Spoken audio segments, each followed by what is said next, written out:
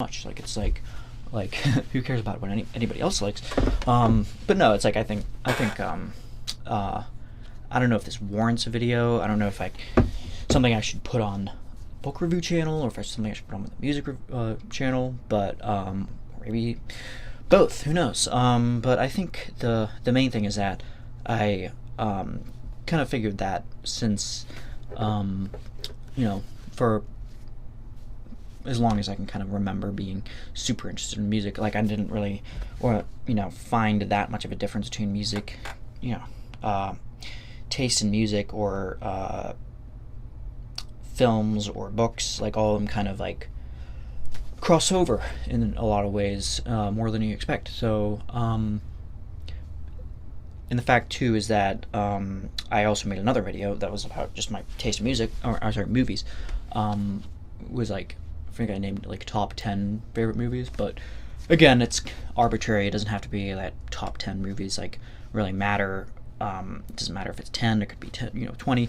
But the fact also is that I'd like to do another one of those, but more focus on movies that kind of I really want to like and have a rough relationship kind of getting used to. Like so some movies that I hear a lot of good about, but like, and watched and like definitely found meaningful, but like I didn't want to but can't bring myself to like get past my own inclinations, or I guess like things that are just kind of a rough watch, I guess. So yeah, that would be an interesting thing, I hope. So yeah, favorite music I'd say has definitely changed. It's almost like on a daily basis that music changes, because I get a lot of stuff from a YouTube algorithm, or people in general on the internet. Definitely a lot has helped, is just kind of how I accrued my taste over the past maybe my mid-teens. So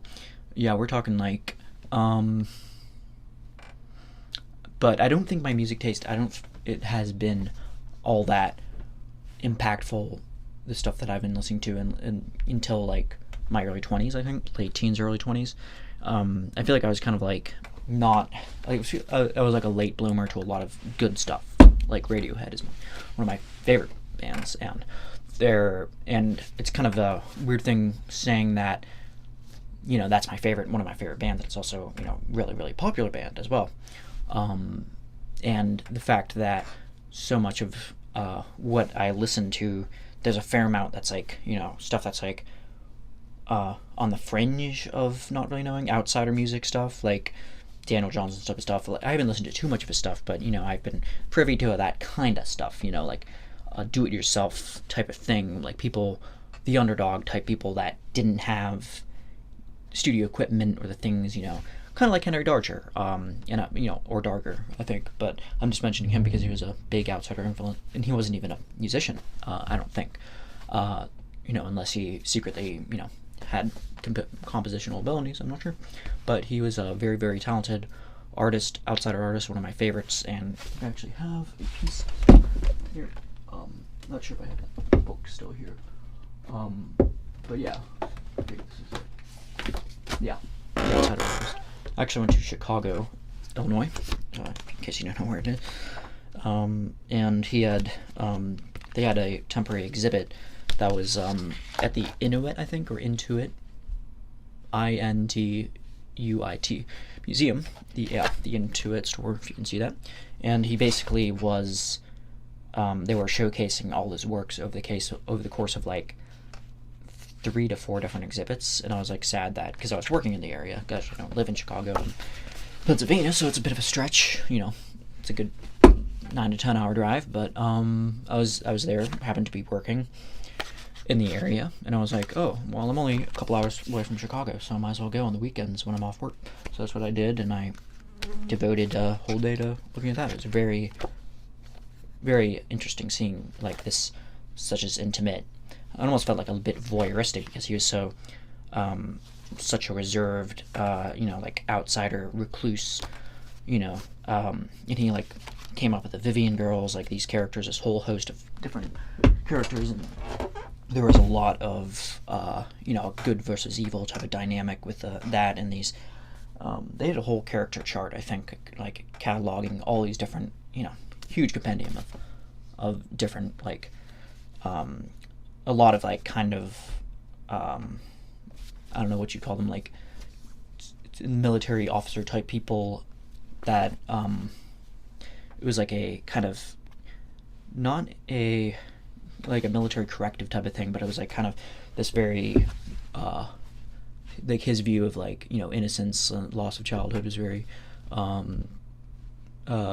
interesting, very, very unique to a perspective. But I don't know why I just got totally sidetracked by that, but I just want to point out outside arts like that. That's why it's like I have such a hard time trying to differentiate what is, art. Like, what is it to the core of it? It's like, is it something that just, is it like a Roger Scruton type of mentality where you have to, like, for him, like it's more of a conservative type, and I don't necessarily disagree, but I'm not sure how, if I entirely agree either, but like, it's like his view of art is that something has to be a summation of one's abilities. It has to have, like, beauty, it has to have order, and like all the great hymns or the cantos or the poets over the years, like a lot of them devoted so much time, and he uses an example of Pergolesi, I think his name was, and he died like super young, 26, and he was like a early Baroque composer from like the 18th century, no, actually earlier than that, 17th century, I think, and he died really young, I think, to like a just in terminal illness that he had. Might have been tuberculosis. A lot of people died from that, and that's a horrible way. It's so much amount of suffering, and he just imbued all that. He just totally thrust himself into this, composing this piece called the Straubat meter, I think. And it was like to like the lacrimosa, like the weeping and of like the saints and like Mother Mary. I think that's what it means. I think like like her weeping at Jesus' crucifixion, and he was using that to kind of like cope with his own suffering and early demise. And that's kind of like what Roger Scruton was like saying, like, look at this is actually art, as opposed to like all this postmodern stuff which is like very tongue-in-cheek and detached, and it's very like not the personal like subjective quality of like actually being sincere. I think it's like there's a lot of detachment, a lot of ironic detachment, and there's a lot of, and again, these are very, very very loose terms too, because I don't think like a lot of postmodern art is as bad as people think. Like, I've looked more into it. Like, I think people take a look at the things like Armut, otherwise known as Marcel Duchamp, his thing, like, of like the ready-made thing of the toilet seat, and that everybody uses as kind of like a pinnacle of postmodern art, and that was like a I'm not trying to defend him too much, but like, you actually look at other things he did, and I think it's interesting that he actually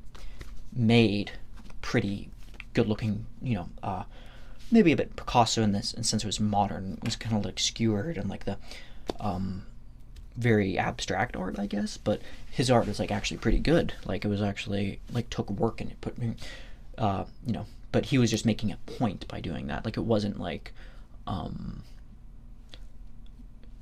like it, he was making, especially during a time when, I guess, kind of the high meter of the the high standards of art, are so strict, and it was like, only this can be art, only these, select few people can actually determine what art is.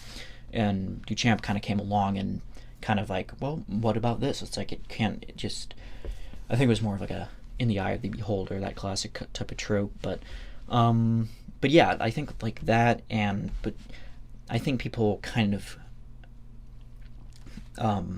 misunderstand postmodernism a lot. Jordan Peterson does that too, where he's like, postmodern, it's like postmodernism, and Stephen Hicks too, like, they both, I think, they misdefine it, they misinterpret it, and they define it as being like, well, it's just an infinite. People think that there's no such thing as an objective value. There's no valuations on a reality itself, like this lens that you see reality through, everything is just like, even the lens you see it through is like, is completely meaningless. And I don't think that's true. I think like it's not, they said like not every single interpretation is equally valid, is what they said. It's just, well, yeah, like there's varying different things and levels of scrutiny, as Derrida said, and I'm gonna have to read a little bit more Derrida, and I'm definitely not a pro when it comes to postmodernism and pro-structuralism. I definitely would like to read, not to say that he's necessarily a postmodernist, I don't think, but Jean Baudrillard. I'd like to read some of his stuff, and I have somewhere lying around there, like on the Simulacra, definitely. And also because the movie Synecdoche, New York also used that kind of device metaphor in a very interesting way. But more so, like I think like postmodernism, people kind of skewered it and kind of put it in this light that's kind of like, well, and it's tempting to, because it's like there are parts of it that are so like just kind of way too tongue-in-cheek and way too disgusting. I think like there's like postmodern films, I guess, or they dwell in that a little bit too much. I'd say like I do like some postmodern, especially more recent stuff like American Psycho, like that type of thing, where in the novel, which I haven't actually read yet, but I like to get around reading the novel, but I've seen the film, and it's like it dwells in that type of the murkiness to the point where it's like a black comedy, and because you can that's the only way you can laugh at such excess and such disorder and such psychopathy. It's just like total awful, I mean, it's the namesake of the novel. I mean, it's like gruesome, like to the degrees that he does this stuff, to the point where you can only laugh at it because you have no other choice. It's like I think there's some other authors that use a similar device. I know Bret Easton Ellis also does that. Use that, I think, in like Lesson Zero and all these other things where he kind of but he has drawn criticism, and maybe justifiably so, for kind of dwelling in that too much. And I recently reviewed Naked Lunch, which is also as kind of, people use as kind of that's a kind of early postmodern novel, which again I'm not too sure if that's a apt enough term, but I do see their point that it's like, again, it's kind of dwelling in like this one kind of level, I think, of just kind of like the gruesome, the grotesque, the body horror, which I'm all for. I mean, one of these days I'm going to get around to reading Gargantua and Pantagruel by Françoise Rabelais. Well, a lot of French names today. But it's so dang big. It's like 1,200 pages. But yeah, definitely would. And that has a lot of like, again, like the grotesque body horror type, things brought to excess. And you see that too at a comedy a lot, like Monty Python, for example.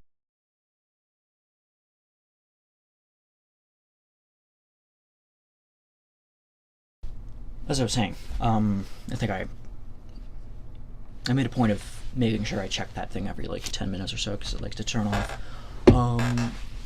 But yeah, there's you see that a lot in comedy or Dadaism too, like at which I think I mentioned before, but like early people of Dadaism, like they would cut up little snippets of things, and they'd play around with words, and they'd put it in a basket and choose, like the assortment of the words.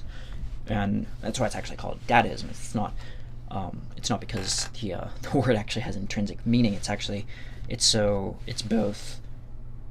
It kind of means something but nothing. It's like it could be a child saying dada, or it could be, and it can actually, its usage, I think it actually is cross kind of cultural or cross nationality. I think because of the there's probably some Indian words, I think, where dada means something, but for the most part, I just find it funny. But like I like Dadaism, I like the playing and the use of spontaneity, and the more focusing on the kind of the bizarre in between moments, that we take for granted, like silence or the tone of somebody's voice rather than the language itself. Like I think Hugo Ball, I think, was one of them. Like you see him like reciting a poem, and it's total gibberish, I think. And there's actually footage of it back in the 20s, I think, and yeah, it's just like he's just like there's like a din of noise, and he's like like reciting this like poem with such passion, but it means nothing. So yeah. So anyway, going more to music, which is the point of what I recorded this, but got sidetracked. I know. I apologize. The thing with music is that I'd say, like, if you were to talk about like my favorite of all times, like I'd probably go with Radiohead. Obviously shows up a lot too. Like I'm sure I have it written down, but things that I keep going back to like consistently over the years, kind of that Radiohead, Sufjan Stevens stuff is like amazing, and I've been a pretty big fan of his like for the past like probably since like maybe 6 or 7 years maybe.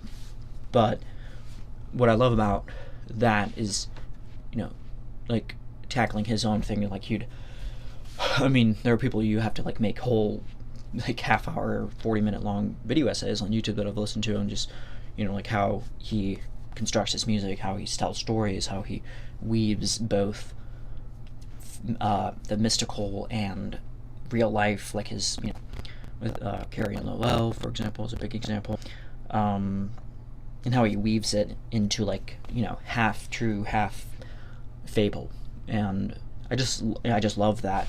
And he has such a great range too as a composer, because he knows when to like make something really just like not guttural, but something so starkly simple and minimal, to bring it down to its core, like something like the chords in the song John My Beloved, or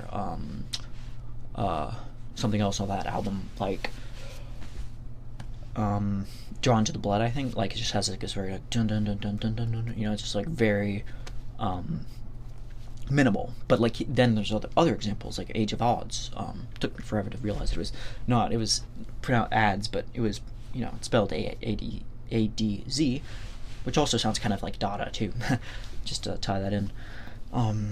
See, my ramblings aren't totally ineffectual.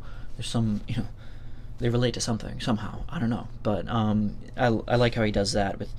Also, he's this great outsider artist. He's kind of like Sufjan Stevens is almost like something of an outsider artist himself, but like he's spent years kind of allotting this great big compendium of different works that date back to the 90s. I think I think A Sun Came, which wasn't the first album I heard. I think like the first album was like Carrie and Lowell, and then I was like instantly hooked.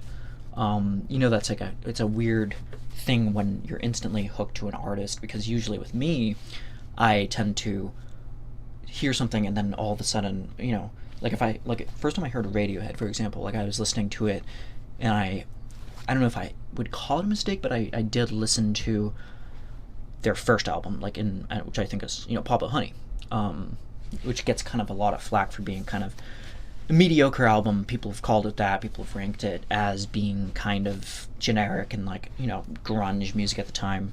But people have pointed out that Radiohead even then were doing stuff that other grunge bands weren't doing, like Nirvana. I think were doing a lot of power chord type stuff. And actually, I have my guitar here. Like a lot of people do power chords, which is basically a fifth and a first. Like it's just like.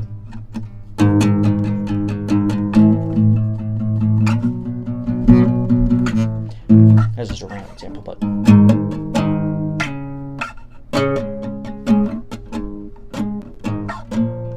Like something like that.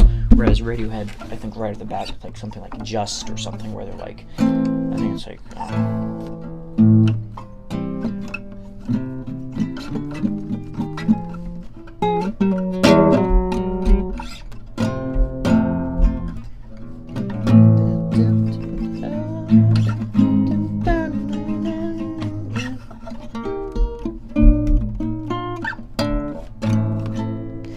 rather than doing something like the same kind of little first and a fifth type of thing. They integrate a melody. They actually have, like, they create a melodic type of thing with it. They make it more complex, intricate. Like their melodies are, even as far back as then, like you hear a song like, I think it's called You, I think, like it's probably one of the first songs that probably in my head that I actually digested as like, oh, this is really good, because I think it's like a 6/8, which is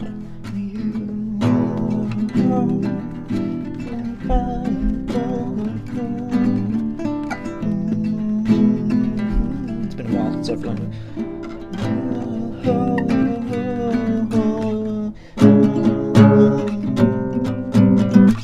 actually I did have my acoustic guitar that was like regular, so I'd be able to, because classic guitar is really hard to kind of play the kind of stuff or anything on it, but I'm not super good at these string spaces, but yeah, it's like I was, Tom York's voice is iconic, obviously.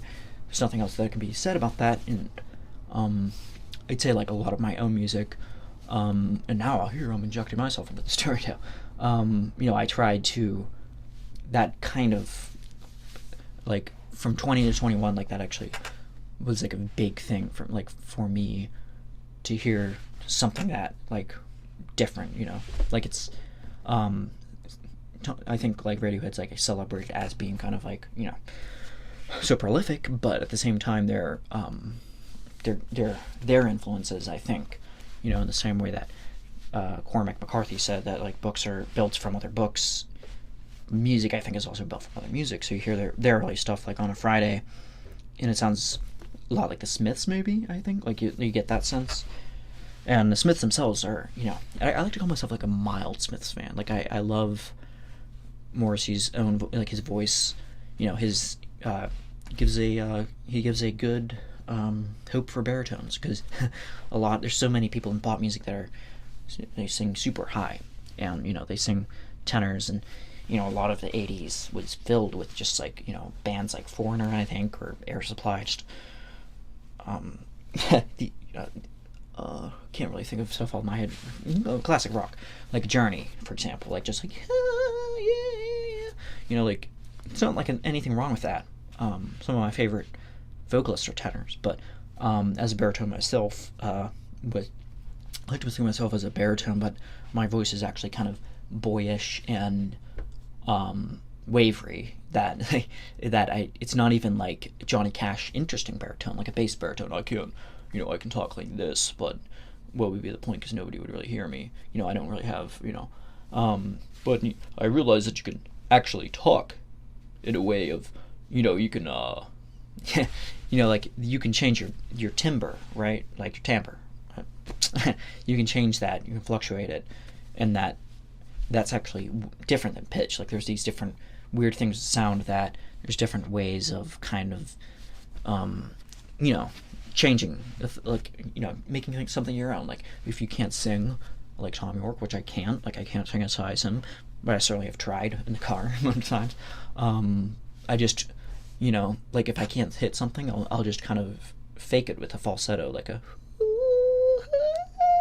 like I don't know, like what, like that's a high C, but like there's a whistle if I just start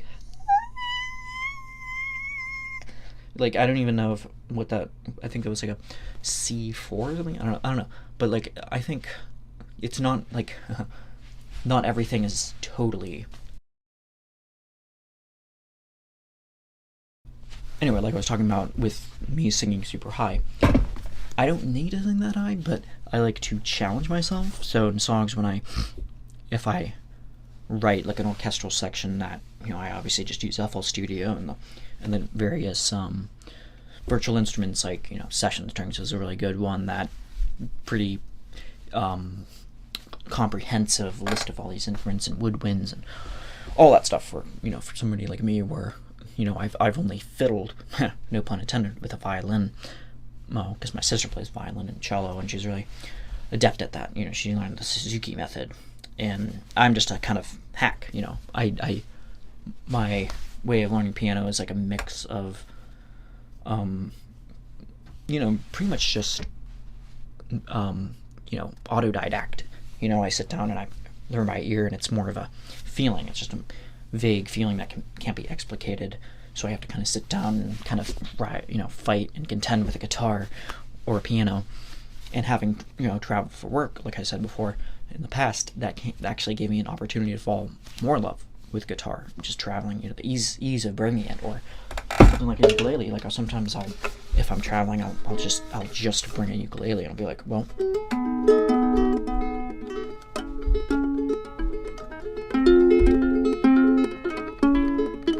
Probably out of tune. Definitely is. But like the ukulele, yeah, like the same chords. Like it's pretty much the same 4 strings or less, 3 strings. The G. I think it's G, C, E, A. I think so. It's almost like you're capoed on the 5th fret. Now I'm giving ukulele tutorials. I really don't. I'm really not super good at ukulele, but I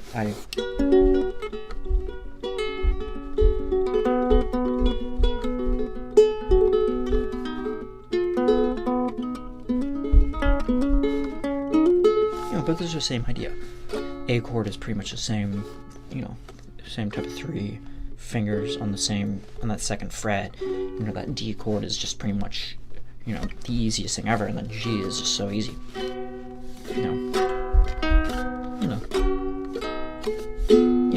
So it's just a matter of, learning to, I guess, work with what you have, but also realizing that at its core, pretty much most instruments are built to as kind of derivations of the same thing, I guess, or the same idea. Like all stringed instruments are pretty much have, not tuned exactly the same way. And of course you can do open tunings and stuff like that, which I'm privy to and I can like doing, but I'm actually not that.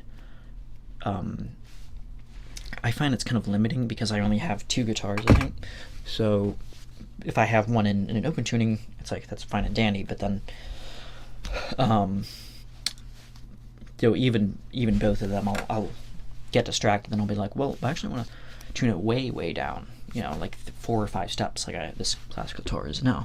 And but it will be kind of limiting because like I still want to have at least one guitar in standard tuning. So that's kind of what my thing is, or at least a full step down, because like capos are, I have like 5 of these lying around, and they, are a lifesaver. I mean, the fact that you can change keys that easily, but also the fact that it could be seen as a limitation. Like it does kind of maybe put a strain on your ability to kind of learn the fretboard. And there's tutorials I've seen in the past, like caged system too, where it's like every single chord on the guitar is either a C shape, A shape, G, E, or D shape, and they're basically all moved up through the fret. And then there's also, like, somebody taught me like a really simple thing, I think just like YouTube, like basically every single iteration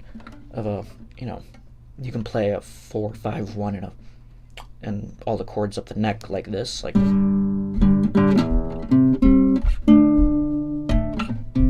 it's like a classic type of like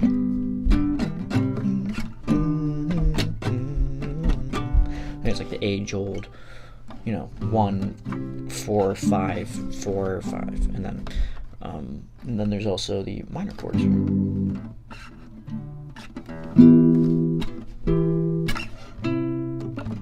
And then there's this minor second chord, like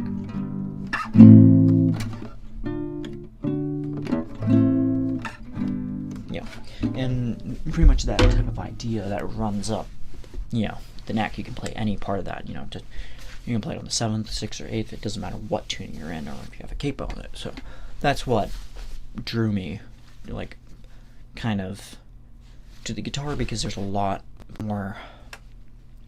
I think there's a lot more modulation, I think, as opposed to the piano, which is very, I don't know how much it's like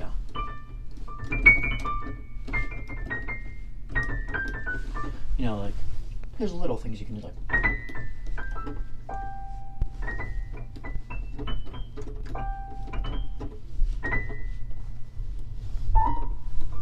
which like that.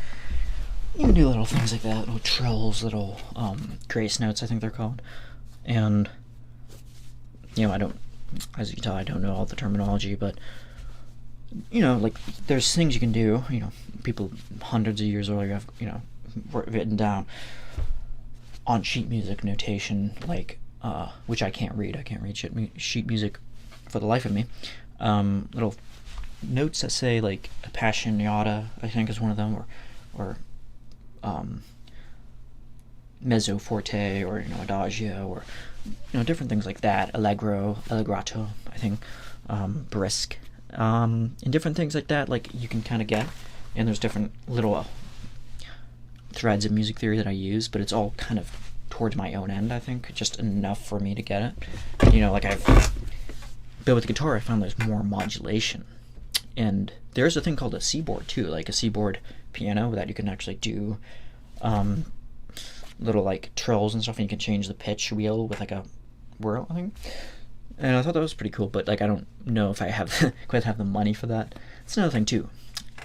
Instruments, music as a hobby can get pretty expensive. I've tried to keep it minimal. Like I've tried to, only get one electric guitar, and the one electric guitar that I have here is pretty. It's a joke to most people that have electric guitars who actually take them seriously, but I don't. I just use them in pretty much. I just plug it right into the.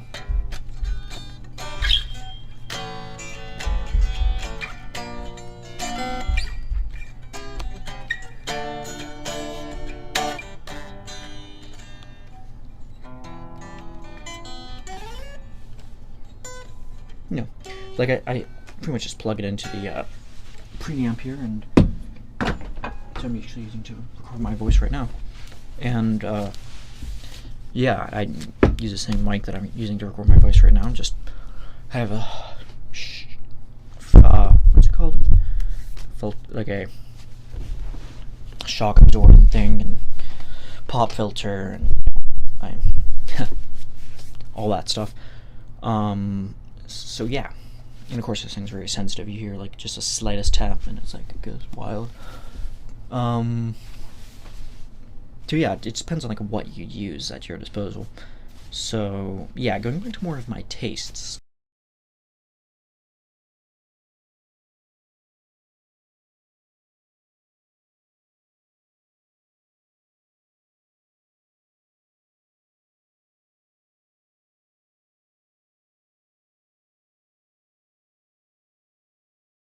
Okay, back to my taste. So yeah, definitely, bands like Radiohead, Sufjan Stevens as an act, his stuff, like I could go on and on about him because it's a, I think a formative type of thing that kind of made me realize like,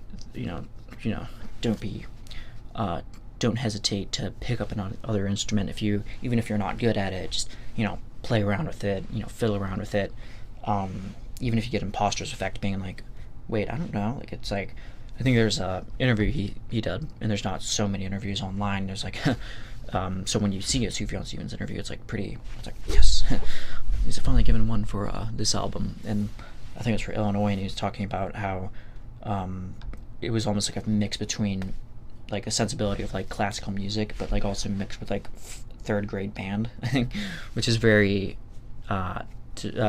telling because I think it's almost like he doesn't take himself that seriously to the point where it's like kind of silly, and you hear like that too, like kind of like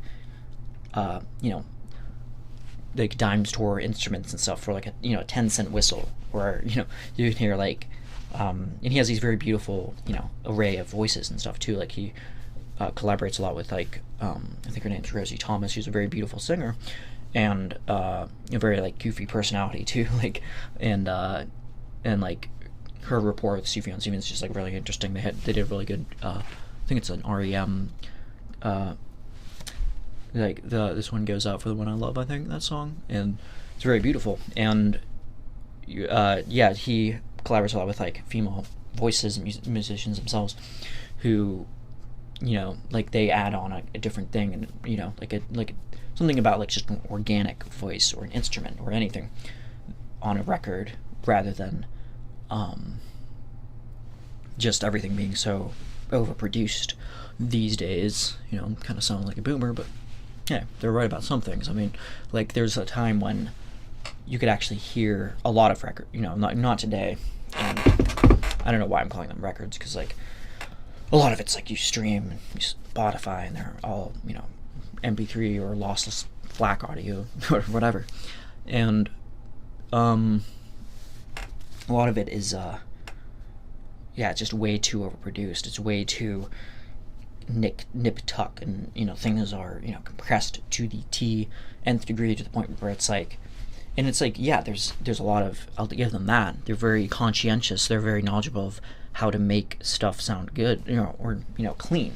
It's almost like, but like, it depends on what you want. Like, do you really want your music to sound that, because I think you can have something so well produced but have such garbage shit music out there that I don't want to say any names and throw anybody under the bus, but just a lot of the house techno type chill trap stuff, a lot of the stuff you hear in TikTok, I think, just recycling on, and just like, it's so bombastically just way too overdone, overwrought. I think, like, it's like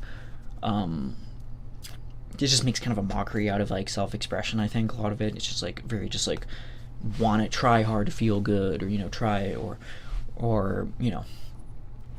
and again, like, when it comes to rap, because I'm my own opinion is that rap, I think, as a art form, is kind of not it's just on I don't want to call it a lower level, because like, I don't, again, going back to the whole postmodern thing, like, there's a pretty interesting interview with Jeff Tweedy of Wilco, I think, and he talks about there being like no such thing as bad music, and like having kind of been a younger guy himself that was a bit of a music snob and a bit of a high art type of guy, which I can totally see. I can totally see myself saying these type of things, saying like, oh, these type of bands like coming up, like, they're not on the charts that everybody listens to, aren't actually good music. Like, they're not good. It's not like, he was like saying like he wrote them off, but like then when he got older, he realized there's no such thing as bad music. And I think that's really interesting. I'm not sure to what degree. There's still a part of me that wants to hold on and say like, well, no, there just is bad music. Like, there's just, and sure, there's different varieties of bad music. Like, there's the shit. Oh no, what are they called? That one band that for example, called Better Than the Beatles, the Shags. Like, there's that type of thing where you can kind of get a good laugh out of it. Like the, my dad, my dog, Pup, or my Foot, my pal Foot is a good dog. Like, they're not even, none of them are singing in tune, none of them, and the reason being is that there's actually a sad story, which you can find quite easily online, but I'll just recount the kind of the gist of it. Like, their father pretty much like paid a soothsayer to predict his 3 daughters, I think, what they would grow up to be, and they all said, or she said unanimously, all 3 of them are going to be great rock stars or rock musicians, are going to be great singers in a band. And he took this to heart, and then he basically like forced them all to just like paid for the studio time, throw them in a studio.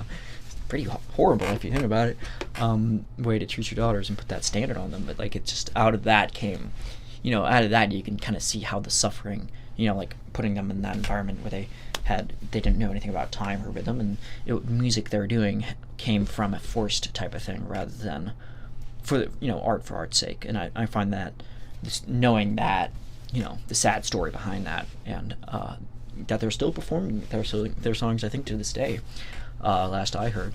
And yeah, but there's different varieties. I've heard bits and pieces of like Captain Beefheart's Magic Band, I think it's called.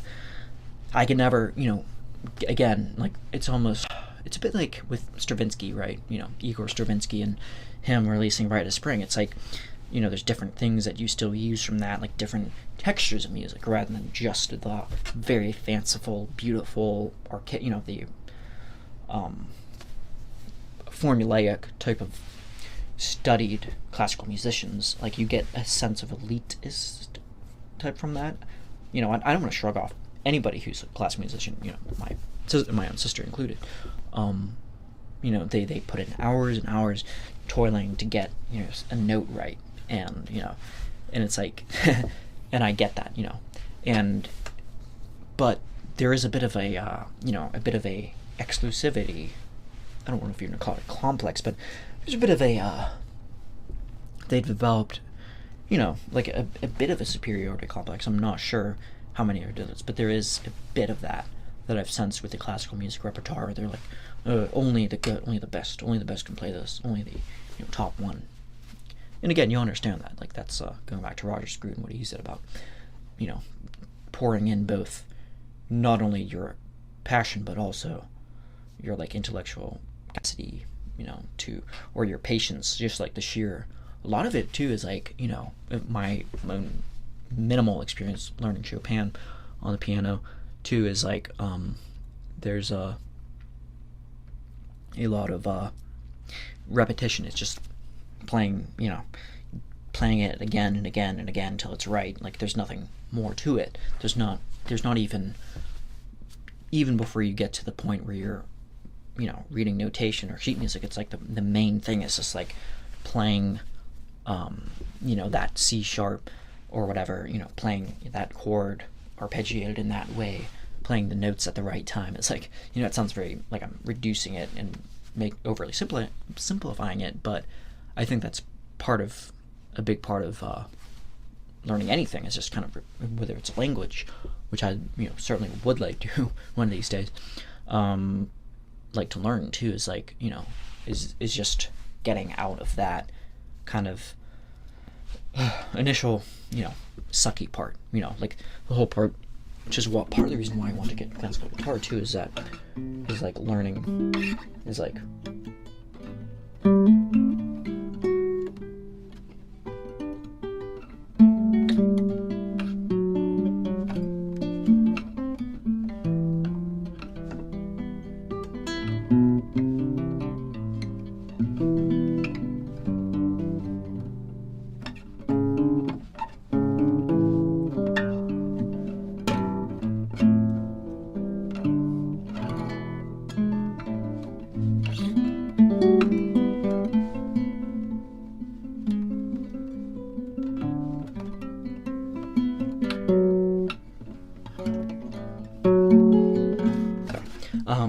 like learning.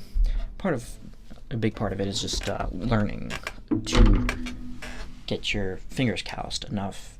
That was way starting out, like riding a bike, or things that you just kind of store at your head, for lack of a better metaphor, is like already stored in you, like you have it in you already, like that type of thing. Like once you get past that initial cup of like, what is this, like playing like your notes, like all these things, and like makes no sense, and it's like, how do you make sense of this? And then finally it hits you and you're like, oh, you kind of learn the building blocks, and then everything else kind of follows suit.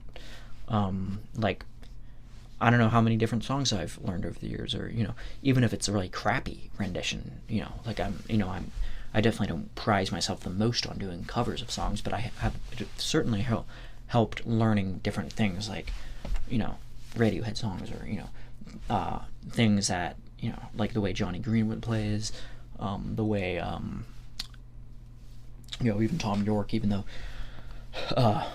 and Ed O'Brien, even like all their different things too, and like Colin Greenwood as well is a great bassist as well, and like how I think they set the standard too. And then there's also the point of like, I've been wondering too recently of doing covers of people so well that you can't really distinguish the original.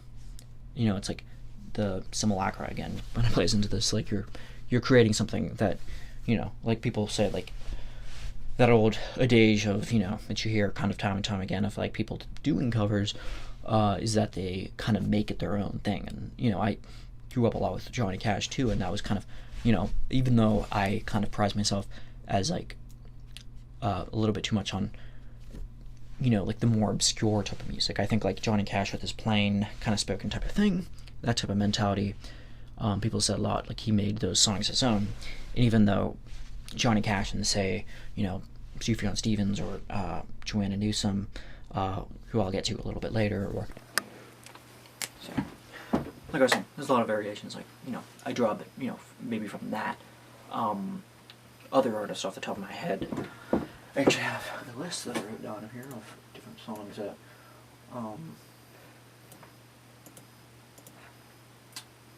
cataloged over the years, and again, no particular order, but different things that might get a bit of a sense of my taste. And you'll probably notice a trend too of all of them probably having a big emotional high, I think. But yeah, I'll start. So probably my top two. There's again no particular order. Kind of a desert disc type of thing. The song Gabriel by Lamb. There's a band, it's like a down-tempo,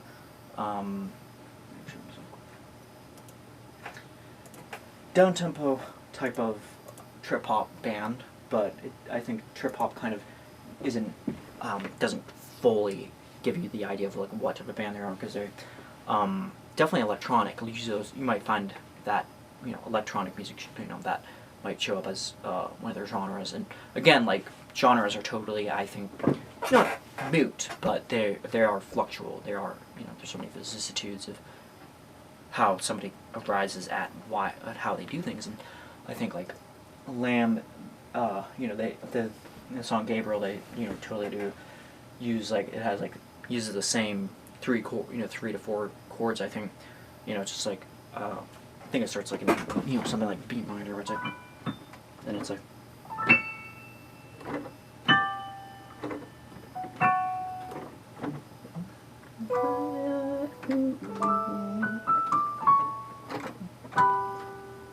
But I want his wings. Let me fly.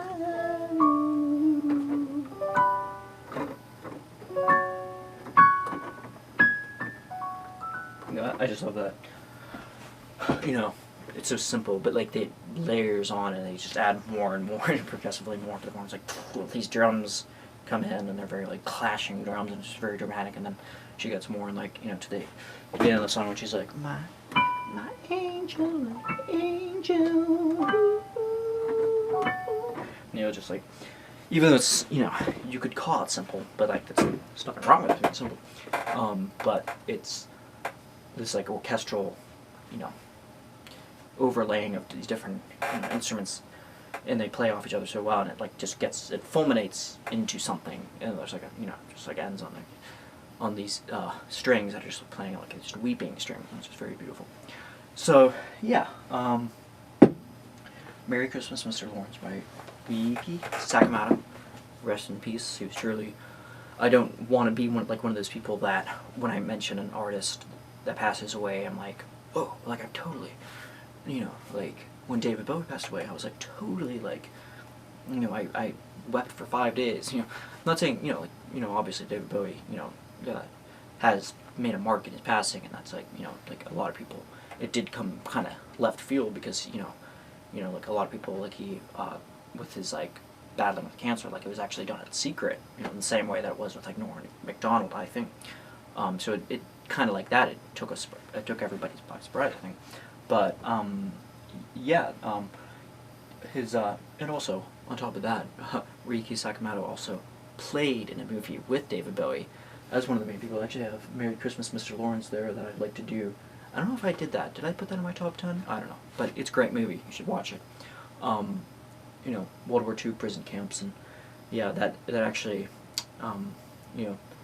Sakamoto is actually really pretty darn good in that, I think, considering the amount of dramatic acting intensity, and to play such like this kind of stern and rigid, unwavering Japanese prison guard, in the Imperial Army.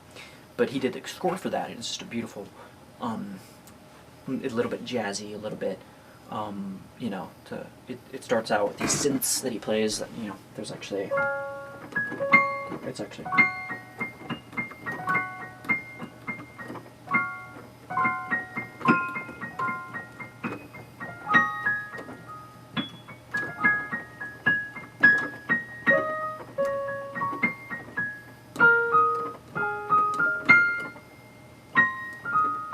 something like that. It's like, just very some high on the piano. He's playing like these high notes, and then it's like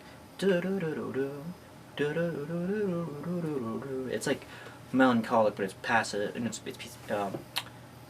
pacifying, and it's not, and then by the end of it, it's like it's very the staccato type orchestral version, and pretty much every version of that I actually love, like the piano solo version that he plays, the the film score version with the like the wow, like the synths on that are very like kind of a little bit more like modular and kind of pitch swirly, like a little like and that, and then but there's also like a nice big orchestral version, like with I think David Sylvian. Yeah, he sings a very beautiful song, Forbidden Colors, which actually is, it is the same instrumental as Merry Christmas from Stores, like using the same chords and everything in the same order, and but like there's a very beautiful version where he sings, very like fiddling for this, song. Like there's like a like the dun dun dun dun, the staccato part. I think it's like dun dun dun dun dun dun dun dun, when it plays on like the different orchestral instruments. It's just very beautiful. And yeah, a lot of his stuff too. Like not just that. Like the song Energy Flow, Blue too. It's like very Ravel-esque. I think both of those are. He has an interesting thing with both drawing from kind of modernist, impressionist composers like Ravel or Debussy, in the same way Joe Hisaishi, I think, probably butchering that name, but does with Studio Ghibli films, is like they both, and obviously they're, their own, different in their own right too, but they draw a lot from that kind of like, classic jazz type of, that you hear, like Japanese type jazz type of lounge stuff that you hear, and then you also hear Ryuki Sakamoto, like he has a great respect for classical music too, like he has a very beautiful song, I think it's called Fugue, I think, and it's like, I think it was like a bit influenced by Tarkovsky, like him using the Bach, the chorale, the Jesus Christ, and dun dun dun dun dun, it's like, he was a great, Sakamoto is able to bridge the gap between kind of, in the pop culture array of things, and being able to be such a prolific, I keep using that word, but I can't really think of any other word to describe it, but like, jumping back and forth, between these, highs, these great, abilities to, compose and, to, in his range of being able to, like, how, he performs them, and, and, yeah, so there's that, and then there's, a song called Anything by Martina Topley-Bird. It's actually another type of trip-hop type of thing, and it, there's so many, again, it's type of, lots of different, instruments and synths and stuff that, she actually collaborated with, Massive Attack a lot, and I'm a big fan of Massive Attack as well. And her voice shows up a lot in the early, I think, like on, I don't know if it's Blue Lines or 100th. I think Blue Lines is the first one, and you hear her, and then Shara Nelson, or I think it's Shara Nelson, on Unfinished Sympathy, not Symphony. I'm inclined towards Malaprisms. Okay. And she does a very great job on Tricky's album too, where she sings like in the background kind of, and so sings a Bjork song too. I'm a big fan of Bjork as well. I've gotten more into her in the last 2 or 3 years, I think. More so after it took me a little bit of time, like I said, with the whole like, it took a little time for Radiohead to get there. Like it took like, when I, like I was saying before, with listening to Pablo Honey and being like not really super into it, and then listening to OK Computer instead, and then being like completely, sucker punched by it. The same thing happened with Bjork, where I think I listened to a little bit of her later stuff, maybe stuff off of like Vespertine, or more of the a little bit frenetic type avant-garde, almost atonal, but she does so, she's able to pull that off, like again, go back to Range, and like that on a bit of her later records and stuff. But songs like I'm a sucker for those songs she did like in the '90s that are very cinematic, orchestral type stuff, like the stuff like off of Debut. And even though some people call Debut a mediocre record to an extent, I actually beg to differ, because there's like some of my favorite songs off of that, or off of her debut record she did. Meaning that these are the ones in the 1993, I think, when she. Apologies, somebody's turning all the hose on outside. But yeah, they and her stuff, like, that's not to say, like, her stuff for the Sugar Cubes, which I still gotta listen to, and different Icelandic bands, kind of more obscure, and even her debut, like, as in the one she did when she was literally, like, 12, I think, when her parents, got her studio time, and, she sang, like, a lot of covers and stuff. Like, I think those are really great, too, I think. Definitely, like, almost, like, left field, but you can, like, tell right away, like, her voice is kind of iconically her own. And, there's such a childlike, I think, like the way Tom York said, like, there's always, like, a mature type of, it's, like, almost, like, flirtatious, but at the same time, like, childlike innocence to her voice. And, yeah, I think, like, there's a, I think, like, some of her big emotional highs for me are probably, like, All Is Full of Love, where there's just, like, such, like, this. It starts out with, like, a very simple type of kind of, like, like this very simple, I think it's like a hexadecimal chord or something, like, on that's, like, you can play on, like, on the synthesizer, I think, and it's just, like, and then it kind of, like, builds up to such just, like, great big kind of, emotional, like, this great big, climactic feeling, I think, like, towards the end of the song. And then, yeah, songs like that, or like Joga, Isabel, like, my name is Isabel. It's just kind of like, minimalistic in the sense that there's, not a ton of chord changes on some of these, but at the same time, they do play around with modes and different scales and stuff that you otherwise wouldn't really think about too much unless you honestly heard her stuff. In short, there's a lot more to this. I might make a part 2, because we're running out of time, I think. I've overstayed my welcome. Yeah, so there's, I'm kind of on the back to the list. There's Sufjan Stevens, like, I Should Have Known Better, is like such a pinnacle song writing for me. Like the way he's able to say so much with so little, abilities that are often attributed to people like Bob Dylan. That kind of bluntness without being so obvious about it. At the same time, and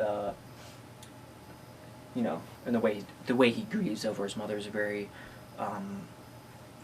like, he goes through different phases, like that classic type of thing, and he's like, like, he's a part of him is a bit ashamed of her, of his mother, but also a part of him is he loves her very dearly, but a part, like he says, and you see hints of this back in, I think as far back as, Michigan, I think, or Greetings from Michigan, I think, is the full album title, and I think that came out in, 2003, 2004, and, in, the song, I think it's, Redford? No, it's not Redford, but it's, Detroit. It's I think it is Redford, but don't quote me on that. But he talks about, like, his mother and, like, staying with her, and I think out in Oregon, I think, and then he it's actually a very beautiful state that I visited a few years back. Also, not because because Elliott Smith too lived there for a great time. A big portion of his life, I think, out there. A lot of creative output was made inspired by the city of Portland, Oregon. So, and yeah, so it was just like he was you know, like his mother was like, when she fell sick, like there was like, you know, like the way he grieved with it was like very, you know, like at first like he felt like kind of cool and distant.